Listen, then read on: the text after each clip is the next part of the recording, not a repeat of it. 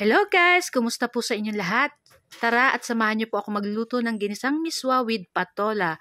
At magluto na rin tayo ng sobrang sarap na garlic fried rice na nilahokan natin ng bopis at samahan na rin natin ng fried pork chop. So guys, happy lunchtime po everyone and enjoy watching po. So ayan na nga yung ating mga sangkap dyan.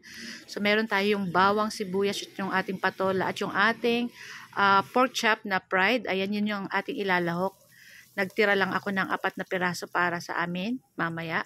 So ayan na nga at naggisa na ako dyan ng ating bawang at sibuyas guys. Halu-haluin lang natin yan guys. Then after ilalagay na natin dyan yung ating pig slice na fried pork chop para sa ating panlahok sa ating ginisang miswa. So ayan na nga, nagtira lang din kaming 4 para meron kaming prito mamaya. Bagay dito sa ating ginisang miswa syempre. So yun, halu-halo ko at naglagay na ako dyan ng asin saka ng paminta para may lasa na rin yung ating pork chop na fried na siya guys. So ayan, at naglagay na ako guys ng tubig.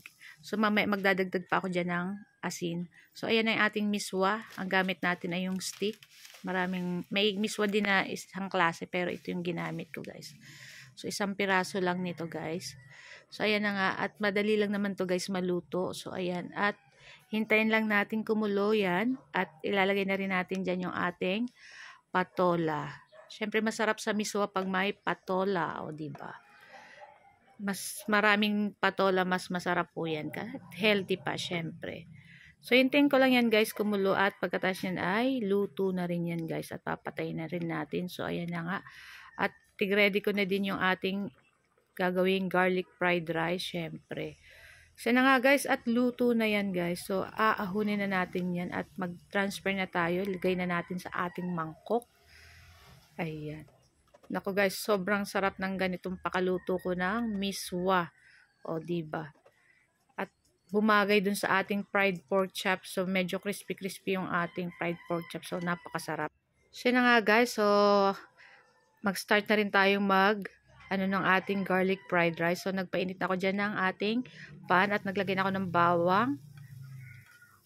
Ayan guys, konting mantika lang nilagay natin dyan guys. Ayan, at halu-haluin pa, brown lang natin yung bawang at naglagay na ako dyan ng asin guys. At nilagay ko na rin yung ating bahaw or yung ating kaning lamig. In English is leftover rice. Wow, diba?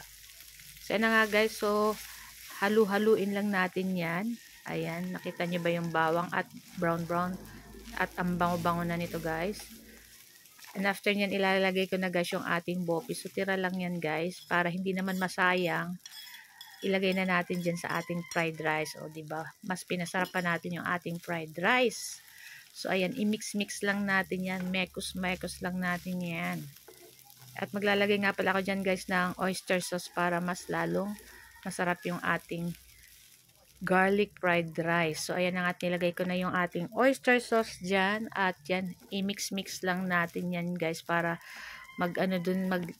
sa lasa lahat ng ating fried rice. At ayan na nga, nag-color brown na yan at i-transfer na rin natin sa ating mangkok. Ayan, umuusok-usok pa guys. Sobrang sarap nitong garlic fried rice guys. Kaya try nyo din to guys pag may mga tira kayong mga bopis or pwede nyo yan isama sa fried rice at nako, sobrang sarap.